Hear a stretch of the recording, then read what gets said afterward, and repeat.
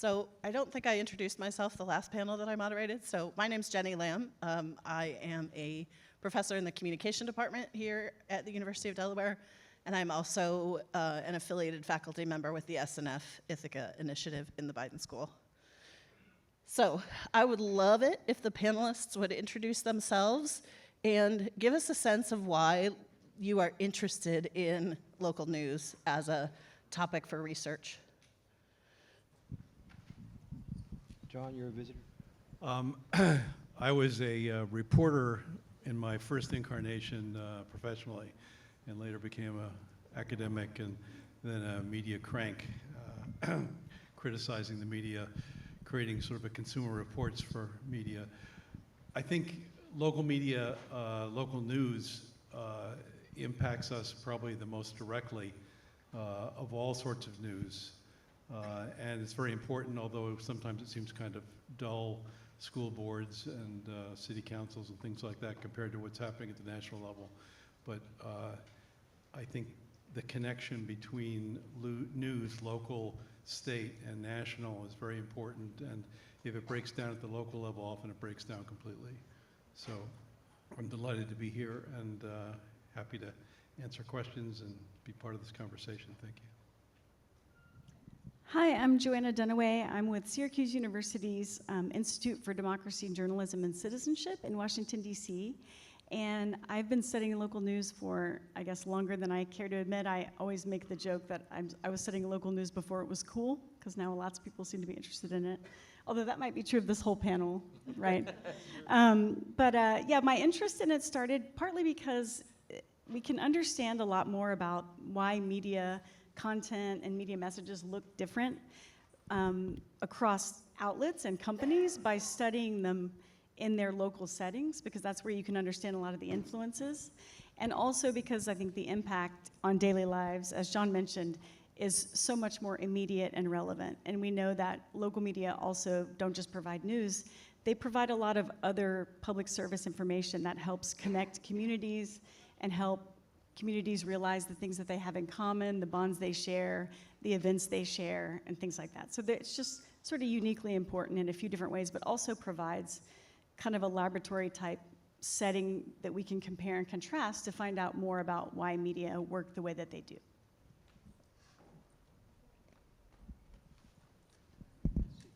Test one.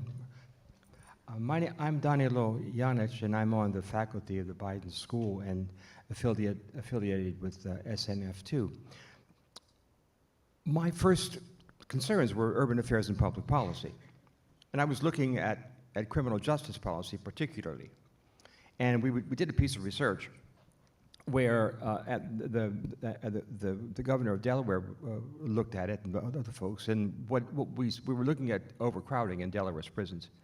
And what we found is that overcrowding was the result of policy, consecutive sentencing and concurrent sentencing, that kind of stuff, but not the result of increased crime. He was trying to consider whether or not to build a new prison. It was full. So he knew that the proper policy choice was to deal with the laws that are dealing with sentencing. Yet he built the new prison. And of course, the policies that filled the one that was filled at the time filled that one, and next ones, and next ones. And so the question for me was, and we said to him, he said, I know you're right, except that the general understanding is that crime was increasing. And it was not at the time. It was decreasing, as a matter of fact. So essentially what he was saying is that's not what was understood in Peoria. That's not what the public understood. So what would prompt a policymaker to make the wrong policy choice that he knew was the wrong policy choice, that would cost more money per inmate than educating someone here at the University of Delaware? So how's the cognitive map formed? So it didn't take long to go from there, to move from criminal justice policy to media policy. And that's when I started to examine it, because its effect on what we understand to be the case, what policies we support, what policies we do not support, is affected by that information system. So as Johanna was saying, what we've been looking at is how is that information system organized? along what principles, into service of what principles, and whether or not that's consistent with the public interest. Those are the big questions. And so that's where we started to do our work, and Joanna's right, is that we're in a public policy program, school, and public policies that are local are the most, the policies that really affect us are local. Crime, education, voting, health, those are all local initiatives. Those are all local policies. So we need to know about that. That's a long answer. I'm sorry for that.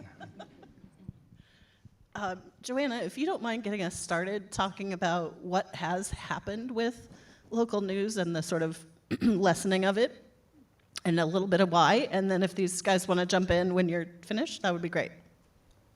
Sure. I mean, I guess it's a kind of a long, drawn-out story, really, but I won't present it that way, don't worry. You know, most of you, I'm sure, have heard about how local newspapers in particular have been declining in a lot of places across the U.S. for quite some time now.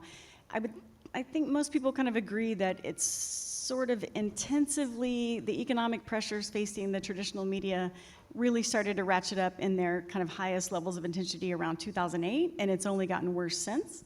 And as you all know or can imagine, a lot of it has to do with, you know, the way media system had to change in response to the arrival of digital media and the different ad structures and the different economic models, and basically the untethering of news from specific and local geographies sort of disrupted the whole kind of advertising-based model and the way that media worked. And so one implication of that has been that a lot of local news outlets, well, newspapers in particular, I should say, have gone out of business. And this is even those that switched to digital, made all kinds of different adjustments to try to have a social media presence or other things, but still the economic model was disrupted enough to create major problems. And as a result, we've seen a lot of communities left with fewer newspapers, or in kind of the most common circumstance, either a newspaper that died, closed entirely, or a much thinner kind of what we call a ghost paper that's, you know, just a shadow of its former self. Or one that might print only once or twice a week with a new edition, whether that's a digital edition or a paper edition. We've seen them cut back the number of issues they release, like with a few days a week instead of a daily, and things like that. So that's been happening, and so the important part of it is really that for certain types of information, some of the things Daniela referenced, like, you know, local government, local services, crime, education, there are some places where without something like a local newspaper organization reporting on it, there's really no source of information for those communities. And so it's much harder to keep track of what your local leaders are doing, what's happening in your schools, what's happening with services, even garbage pickup and things like that, if you don't have a source of information about it.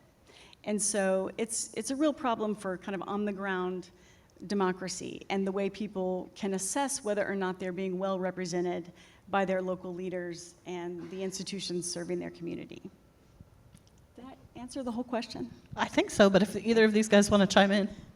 To give you an example, I live out in the San Francisco Bay Area, and the dominant paper in the South Bay was called the San Jose Mercury News. Now it's just called the Mercury News. And in 1999, it was voted one of the 10 best papers in the country. It was a Knight Ridder paper and quite prestigious. And it had 417 journalists in 2000. How many do you think it has today?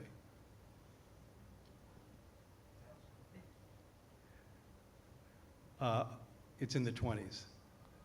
So that's not cutting fat. That's maybe cutting down to the ankles.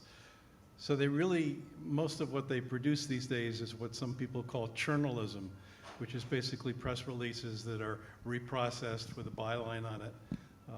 And that's very different from journalism. And I think we really need to appreciate the uniqueness of the journalistic product. I remember sitting covering the city council, not the city council, but the school board in Norfolk. And a woman was sitting next to me, and she said, how come when you write the story about what's happening at this meeting, it looks nothing like what this meeting is doing? And I said, that's because this meeting is a bit of a dog and pony show. And if you don't have time to read the 150-page packet that they provide, and you don't have time to talk to the principals and the students and the teachers, you really can't understand what's going on here. So the role of the local journalist is to take raw information and to transform it into journalism, which is information that people can use to make sense of the world around them, to make good democratic decisions. And it's a very disciplined product, and it's much different than just simply information that you might get from next door or someone who was sitting in on the news on a particular meeting and wasn't trained in seeing behind the closed doors. The important part of understanding this, I think, is that we, in the United States, we're the only advanced democracy that essentially very early in the 1930s made a decision that we're going to produce a public good, news and information through private means, particularly electronic. And so what happens is that once you move to a profit maximization approach to the news, it changes the product, the information that's offered. John was talking about and Joanna too, about the demise of newspapers. But there's another local information source in local places. It's called local television news. 15 million people watch that a day on 6,400 news programs a day. The people who watch local television news are most likely to vote than the users of any other communication medium. The political ads, you've seen them. Well, I guess the young people have not as much. Others who watch there. Most of the political ads are on local television news because local television news reaches the entire jurisdiction. The ads that are on social media are there because folks are following your profile. Your algorithm suggests what ads you're going to see. So when it talks about broadcasting, that's what's happening. What you have going on, and folks don't know it. We've been looking at this now for 2 years, this most recent piece. We looked at 861 stations, every station except for 30 that delivered news in the United States. We looked at their content and to see whether or not they duplicated their content. Turns out, that they do.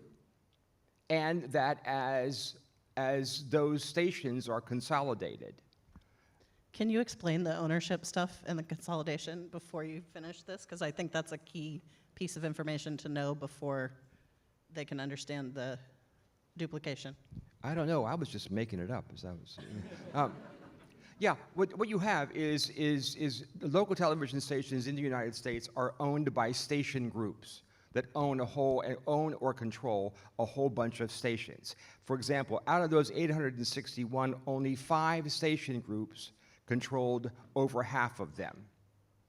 And they controlled over half of them and went into debt, by the way, a lot to do this, because they wanted to achieve economies of scale, right? This is a business.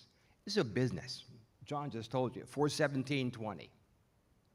And the folks who own these stations are there to consolidate in order to create profit. One best way to create profit is to use the same product that you produced in one place somewhere else. So in 40% of those, there are 210 television markets in the United States. 40% of them have duplicated content. When I say duplicated content, I mean the exact text. In any other context, it would be plagiarism. But because they are controlled by the same entity, right, you get the same information. The time is finite on a local television newscast. And if you do Man Bites Dog on the boardwalk in Atlantic City, and you do that in 15 places, then any story about health or anything else is not there. So that's what's happening, and that's only possible through duplication. This FCC, This FCC, and Brendan Carr, who's the FCC chair, wants to blow up all of the restrictions on consolidation. The argument from the media industry is that give us a chance to consolidate and we'll give you more news. Sorry, that is patently and demonstrably false. We just did that.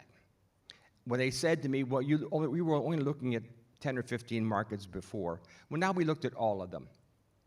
And we should not get all upset about the product that we are getting. We set it up that way. If you have consolidation, right? Okay. If I controlled like next are 137 stations in our piece, right? And you duplicate text on 40% of them, what's the surprise? So that's what's happening, this consolidation. And the consolidation happens, Meta owns WhatsApp and owns Instagram, okay? All right, and so the same consolidations are going on whether you have social media or not. The idea was this was going to be democracy's savior. No. Can I just add a couple of things? One thing also to point out is that the ownership issues they also happen with newspapers. They happen with all media, as you mentioned. But in the TV, when you started talking about TVs, or local TV news, it is more trusted and it is viewed by many, many people. But you also have to remember one reason that the disappearance of the originally print outlets matters so much is because there's a lot of small and mid-sized communities all over the country that are not in a designated market area for television. So they don't have local news that is covering their immediate area, their town or city. So they're in a little bit a separate issue. But the ownership considerations are really, really important. One thing I will say, though, is that there is variation across ownership types in terms of how much they're focused on. This is true of newspaper owners as well. There are different types of owners and different types of structures that have a higher emphasis on profit maximization, whereas others, yes, they have to make a living and they've got to keep their doors open and they've got to try to cover their budget, but they still have journalistic goals that help manage and run. Now, those are being, to some extent, to maybe a large extent, chased out of the business, which is problematic, especially now that you have the Alden Capitals of the world coming in, buying up a bunch of newspapers and kind of stripping them for their parts. That's a whole different model, but that's kind of the extreme profit maximization model on steroids. So that's where you really get the newspapers going from 400 reporters to 10 or 20 reporters, like these huge differences. So that's important to keep in mind, that there's a big variation when we look across local media, whether we're talking about local TV news or whether we're talking about local newspapers or their digital versions. There's a wide variation in the quality that you're getting and how much information you're getting and how much on-the-ground reporting you're getting from that outlet. And it's not always apparent to the readers and users about those differences either. You could think of as sort of two competing models for journalism for news selection. One is the professional model, which is essentially how important is this information that we've learned is happening, and to how many is it important in our community. That's the journalistic model of news selection. An economic model would say the chances of something in the world becoming a news story is inversely proportional to the cost first of discovering that it's happening. Right. Whether you have a bunch of reporters out in the neighborhoods covering beats who are learning that things are occurring, or whether you're just relying on press releases or some other media's accounts. So the second is it's inversely proportional to the cost of assembling it into a story. Is this something that you can do quickly and cheaply like a fire, or is it something that may take investigative shoe leather? The third is it's inversely proportional to the harm it might do to sibling corporations or to the owner's interests. We're seeing that very clearly now with what's happening at CBS, where the chief shareholder is trying to sell the company and is settling a claim because she needs approval from the Trump administration to make this sale. So what she's doing is telling 60 Minutes, which is the most watched television news program in the country, perhaps the world, that they need to be very careful what they say about Trump and his administration. And the fourth element in an economic model of news selection is it's directly proportional to what editors think is the likely viewership or readership among people whom advertisers want to reach. Not among everybody, but among those in the demographics that advertisers are seeking because they have money and they're at a stage of their life where they're acquiring things. So that's a very different model, a market-based model, versus a journalistic model. Those two are in conflict, and I'm afraid the latter is displacing the former. So on a very concrete level, when a community loses their local news, what do we know happens or can happen? Johanna knows a lot about that. I would say some of the things that a lot of the research on these topics shows, for one thing, we see, obviously declining participation because we have, most people don't like to participate in elections or join organizations that have to do with politics if they don't know the issues that are happening and if they don't know the characters. So if they don't know, what the county judge is anything about those candidates for that office, they won't go vote. So we have knowledge about subnational politics declines, which means that engagement declines. And the bigger problem with that too, or another big problem with that, is that, I often argue that, and this is probably going to come across badly in this audience, but it's sort of to make the point. Like, I'm not even sure that the content itself matters as much as the fact that the presence of local media monitoring local leaders makes local leaders know that they have to behave. Because one of the things that we see is that when local news goes away, we see more corruption, more fiscal irresponsibility. Basically, leaders don't represent their constituents as well if they feel they're unmonitored and unchecked by the press. This is the watchdog analogy, right? The press really does serve that watchdog role. And so even if they can't cover as much, or they can't cover things as well, or maybe they can't invest quite as much in the investigative side, the mere fact that they're there and they might and they can sometimes still helps hold political leaders accountable.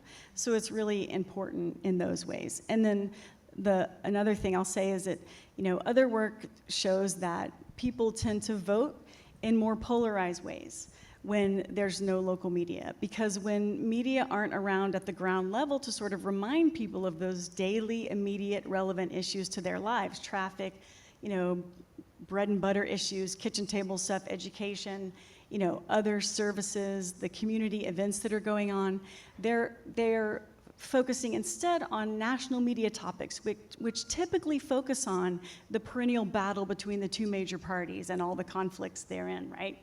So you are sort of more reminded of the amplified political hostility in the national media environment and less reminded of the daily issues that actually affect you and your community. And so as a result, people tend to vote more on the straight ticket. They're just, I'm red or I'm blue, I'm R or I'm D, and I'm just gonna vote that way because I really don't know much else, especially the more we get down the ballot because I haven't learned anything about those candidates. That's exactly what happens. I was doing some work on the 2016 election and looked at political ads directed at the presidential level and at down ballot. It turns out that 2/3 of the money and 2/3 of the ads were directed at the down ballot races. But only about 13% of the stories about the election were directed at the down ballot. So what happened is you had this I called the book Buying Reality, and I really meant that the political rhetoric for the campaign was bought by the political ads that were shown. 200,000, by the way, in the nine battleground states over a course of two months. People saw 200,000 ads. Political ads, and most of them directed at the down ballot, and that took the place of journalism. What you had local, and I was looking at local television. Newspapers were a little bit in the same place, but that's what happens. The political reality was the province of political ads. And they are not meant to inform. They are meant to persuade. That's it. So the public interest is not served there. Do you have anything you want to add, John? No, I think, that encapsulates it. We're basically seeing is a displacement of the news that you need for the news that sells best or can be easily duplicated, run through the news factory and render the greatest profit. Can I ask, I'm going to ask this last question, and then we'll open up for Q&A from the audience. John, I'm wondering, when you were rating the news in the Bay Area, what were your criteria that you were rating on? We have 7 yardsticks of journalistic quality. First of all, what topic was it? Was it a story about celebrity or sports? You didn't get many points for that, but it was a story about education, the economy, something that really mattered in people's lives. You got more points for that. You got more points for stories that had more sources. You had, if it was a controversy, that you were fair, that you tried at least to get both sides. So those are the kinds of criteria that we used in order to evaluate them. And we had a whole team of people who would go through and watch the stories once or twice and fill out a questionnaire for each of them. Great. Questions from the audience? So we all know from what you said, and I can attest to it from my locality, that the newspapers are gone and larger media is controlling a lot of the information. So what's the answer from your perspective? Well, let me say one thing, and that is, I think that we have to become very savvy news consumers. We have to become critical thinkers because we realize how important it is. And we also, there was a recent Pew study that showed that only 15% of Americans had spent any money at all on news, whether it was a subscription or a contribution to a local PBS station. So the first thing is, I think we have to support journalism because it's important. Without it, we're blind. And the second thing, I think, is we need to be critical consumers. And so one thing I've been writing about lately is news literacy. And one aspect of that is something I call the smell test. We use our nose often to try to warn us away from spoiled food, for example. So it's intuitively, I think, easy to grasp that we might want to begin to smell the information that comes our way, particularly before we share it with others. So that's an acronym, as you might guess. The S is for source. What's the source of this information? Is it from the New York Times, or is it from a propaganda outlet like, say, Fox News or Breitbart? The second is motivation, the M. Are they trying to persuade me of something? If they are, if you get a sense of that, then you realize they're likely to cherry pick information, and you need to be very skeptical. The E is for evidence. What evidence did they provide for the story that they're telling, for the generalization or the lead of the story? The first L is for logic. Does that evidence logically compel the conclusion they drew, particularly in the lead of the story? And the final L is for left out. What are they not telling me? What's missing? I would say, too, that, I don't know, 10, 20 years ago, there was kind of a first wave of research trying to look at the emergence of local media outlets like hyperlocal websites and things like this that would address neighborhoods or communities or suburban areas, everything basically uncovered by traditional media. And that first wave basically was kind of deceptive in the sense that these outlets really didn't emerge, or if they did emerge, they didn't have audiences, so it didn't matter. It was the kind of, if the tree falls in the forest, does anyone hear it problem. But now that there's kind of a new wave of attention to all the problems with news deserts and places without local news, and people are really starting to understand and see some of the repercussions, people are working much harder to try and develop these new versions of local news with different funding models on different platforms. And they're really, a bunch of us are trying to test those different types and see how impactful they are in terms of audience receptivity or attention. And so there are a lot of interesting experiments going on all around the country to try to figure out what models might actually work but be sustainable also into the future. And philanthropy has gotten more involved. So Knight, for example, is trying to figure out how to best identify the most desperate news desert situations around the country. And they want to fund news outlets in those areas and try and shore up their, give them enough funding to help, rehire several reporters or something like that. So, I hope that in every community, of course, it's going to depend on size and how densely populated and how many people are interested.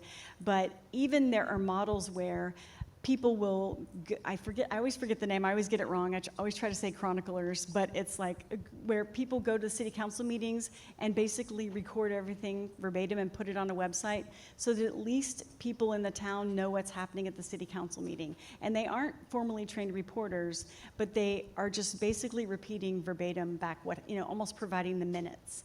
And so that's like a new interesting type of model that it isn't perfect, but it's still better than nothing and would help you find out about some of the critical policy and governance issues that are happening in your community. So I would say see and explore, see if you can find any evidence of anything like that happening in your area. And then if not that, I would look for newsletters and things like that, any sort of from the ground up type effort to share information. Maureen, the next panel will give you 3 approaches to that are occurring here, as a matter of fact. Beyond that, that as long as consolidation occurs, those outlets still can't compete in terms of audience with legacy, and I'll call TV news legacy, even newspapers legacy. However, they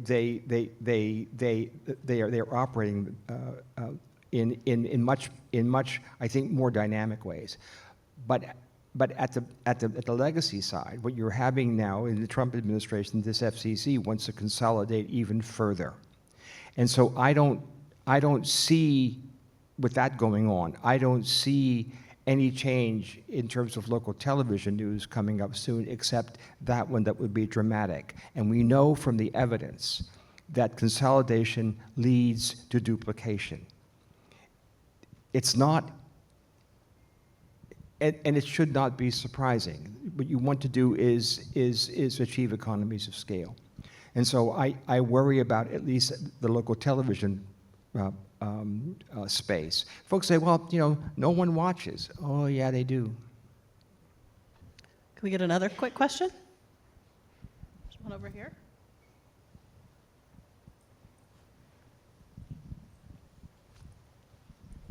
So if the problem with local news is in the market and that there's no money and the money's better in the national, do you guys think that the solution is more like policy-based in trying to fix the problem, or do we hope that the market can readjust to the common good? I would argue that we need to recognize, as Americans did in the middle of the 1800s, that elections without public information, without public schools, are likely to fail because people won't make good decisions if they don't know how to process. They can't read, for example. So we had a movement for public education that's extended now up into universities that are publicly funded. I think we're eventually going to have to find a way to publicly fund the most important source of information for civic life, which is the news. And it needs to be something that can't be controlled by government. Some ideas that have been put forward are that you would have a tax checkoff that you could initial a couple, maybe $100 or $200 of your tax, rebate if you get one, or your taxes to go to a local medium that's available to the public, say on the internet, that's doing local news. So, there are also some state level policy, like there's a lot of action at the state level so there are several states, I would say, that have pending legislation that are aimed at addressing some of these problems with funding local news, because those state legislators in a lot of those places realize that really it's, their jurisdictions that aren't being covered well or informed well. One problem at the state level is if that only happens for, say, half the states, we've still got half of places in a lot of trouble. But at least we are seeing that. So there are some policy efforts underway. No, go ahead. Interesting that we spend $1.60, if you take what we spend in public media, $1.60 per citizen in this country. And I think it's Norway, what the UK spends about $222. Norway is up there too. So because we've made the decision very early on, Danny, that we're going to provide the public good through private means. Once we're there, to change that mindset. I mean, Trump signed an executive order over the weekend to defund NPR and PBS. Okay, and that's the idea that we do not want the government involved in any activity. That's the stated position, but it's consistent with our approach here that the market is the best way to distribute goods and services. All right, on that somber note, Geez, Jenny. we have the next panel that's local news reimagined, though, so hopefully that will be more of an upper. Thank you both. Thank you, all of you, for coming. Thank you. So don't go away yet. Sit back down. No, thank you to this conversation, and I think just on that point, the next session, which we'll have a break and we'll start at 2:20, is connected. It's this idea of local news reimagined. And so as we think about how do we kind of respond to what's just been articulated, right? What we're talking about print, talking about TV, these sorts of scenarios, how do we kind of step into this moment in a practical way? So we'll take a break here for a moment. The next session, we'll kind of engage that, but we will be continuing on with these conversations, and Dr. Yanich mentioned the idea of funding. We will have a conversation a little bit later this afternoon at 3:55, speaking specifically to how do we actually sustain this work in a functioning democracy. So thanks again to the panel, and we'll see you in just a minute.